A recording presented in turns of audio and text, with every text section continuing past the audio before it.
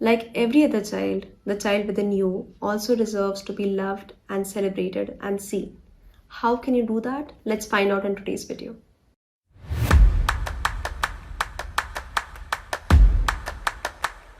Hi, hello, namaste, welcome back to my channel. Thank you so much for being here. And if you're new, hi, I'm Tanaya. And today we're going to talk about the ways in which you can celebrate your inner child. Your inner child is basically the childhood version of you who was receiving information and messages from surroundings and environment, which resulted in your subconscious mind. So indirectly, your inner child has a major role to play in the decisions that you take and in the relationships that you have, because it has a major role to play in your emotional state and in your mental state. It controls the way you think and it controls the way you feel, even when you're not aware of it. So it's important to heal your inner child and know your inner child. For example, maybe you saw your parents fighting a lot, and maybe your parents didn't communicate well. And because of that, maybe you've always had toxic relationships around you. Or maybe when you were a child, you always felt like you were being neglected.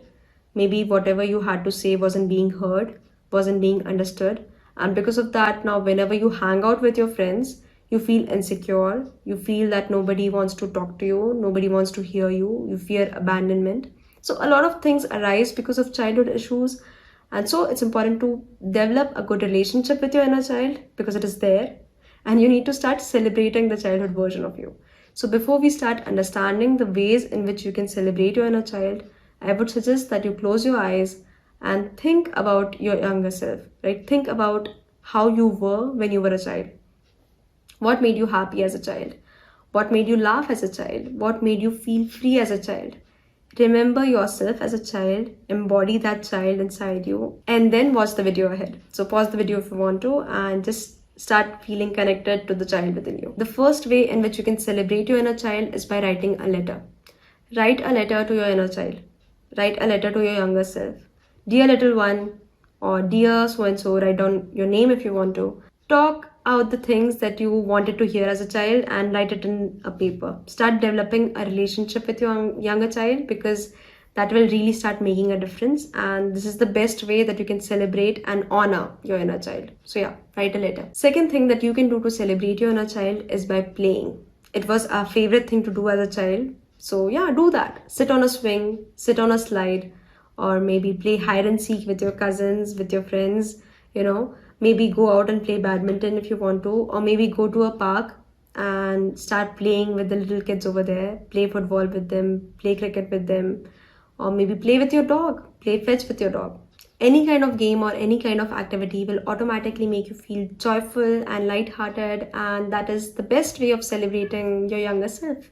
Another thing that you can do to celebrate your inner child is by doing something creative or imaginative. If you are into art, then take out all your sketch pens and pencil colors and crayons and start doing the artwork on the notebook. Start scribbling things, start sketching things. And even if you're bad at it, it doesn't matter. Don't judge yourself when you're doing that. Just have fun with it. If you have watched the movie Tare Zameen Par, then you might remember the scene in which all the teachers finally start taking part in the event and then start drawing, and then they start singing, they start laughing at their own artwork, because drawing whatever you want to without judging it is really fun, so maybe do that. Or if you were into dancing, then dance to a song that you used to love dancing upon, dance to a song from your childhood memory, or maybe sing a song from your childhood memory. Just do something creative, just do something innovative, and it's the best way of celebrating your inner child energy. Another thing that you can do to celebrate your inner child is by doing a mirror practice. What you need to do is stand in front of the mirror, think about your own journey, see yourself, see your reflection, and understand and comprehend how far you've come. And think like you're talking to the younger version of yourself. Tell them the things that you wanted to say to them. Say thank you, say I love you, say I'm proud of you, say I love hanging out with you. Tell them things that would make the inner child happy and start bonding with them. And if this feels too much for you, maybe the next practice will help, but do give this a try.